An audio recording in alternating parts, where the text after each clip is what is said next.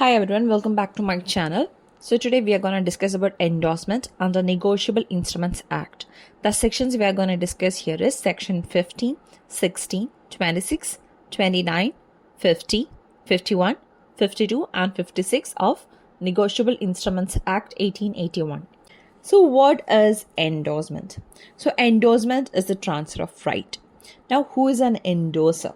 So endorser is defined in section 15 of Negotiable Instruments Act, and it says a maker or holder of a negotiable instrument, and this person signs it not as a maker but for the purpose of negotiation, and this sign can be on the back or the face of the negotiable instrument or on a slip of paper that is annexed to the negotiable instrument, or in a stamp paper that is meant to be annexed with the negotiable instrument.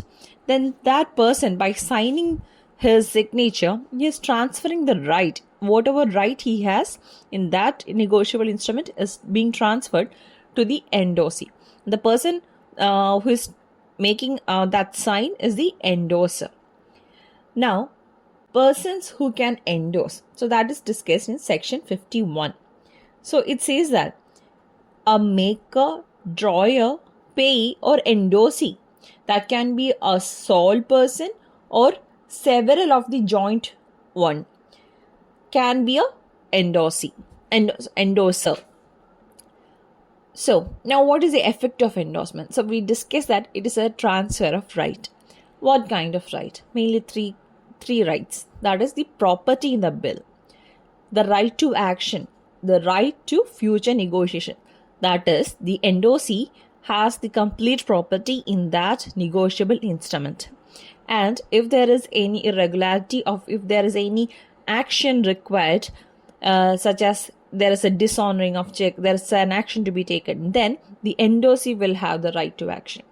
And this endorsee can future negotiate to another person. So that is what we discussed in who can endorse: a maker, a drawer, an endorser or a payee can endorse.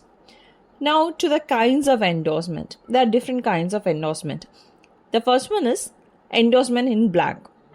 So the endorser signs only his name. That is endorsement in blank. Now endorsement is in full, where along with the sign, a name of a person to whom it is endorsed, that is the endorsee's name, is also mentioned along with the endorser's sign. Now, restrictive endorsement, that is all the rights are not transferred. An endorsement of a negotiable instrument makes the endorsee owner of the instrument and confers upon him the right of future negotiation. But if the right of further negotiation is restricted or excluded by express words, it is called restrictive endorsement. So there should be express words to restrict it. Now there is conditional endorsement. If the endorser inserts any condition in the endorsement, it is called a conditional endorsement. Then we have partial endorsement, that is not widely used. See, although an instrument cannot be endorsed to transfer only a part of the amount, but such amount has been partly paid, a note to that effect may be endorsed on the instrument.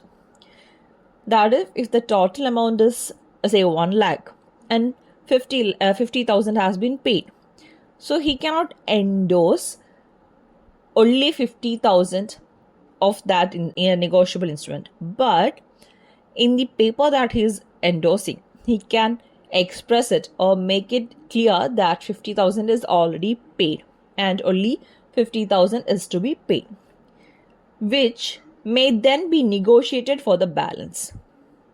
Such an endorsement is called a partial endorsement. So that is discussed in section 56. Now, liability. What kind of liability comes with endorsement? So when there is endorsement, it is an implied promise, and that promise creates liability. What is the kind of implied promise that creates. So with endorsement, it is saying that the instrument is genuine, it is regular, the endorser has full good title and full authority over it, and if there is any dishonoring, the endorser will make compensation provided the notice of dishonor is duly given. Then once it is endorsed, the endorser cannot go practice estoppel. That is, the endorser cannot deny that he had good title during the time of endorsing. So these are the liabilities that comes to the endorser. Now, to incur the liability, the endorsement of the bill must be regular in every aspect and properly negotiated. Now, there are some differences or some variation in this liability.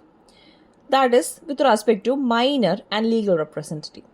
A minor can be an endorser, but no matter how many endorsers are there, the minor does not have any liability on it. So a minor may be a drawer, an endorser. The person can deliver or negotiate such instruments, but minor will never be binded by liability. Now when it comes to a legal representative, in general scenario, a legal representative while endorsing will have full liability unless the legal representative by express words limits the liability to the extent of assets received by him. So that is the difference that comes in liability with respect to minor and legal representative. A minor never has the minor is never bound by liability, whereas a legal representative can limit the liability by giving express words of limitation of liability while endorsing. Now, legal representative is defined in section 2, clause 11 of CPC. And these are some of the case laws with respect to legal representative and minor. So that is with endorsement, and we have come to the end of the session. Thank you for listening. I hope this was helpful. Please don't forget to subscribe, like, share and comment. Thank you. Hi everyone.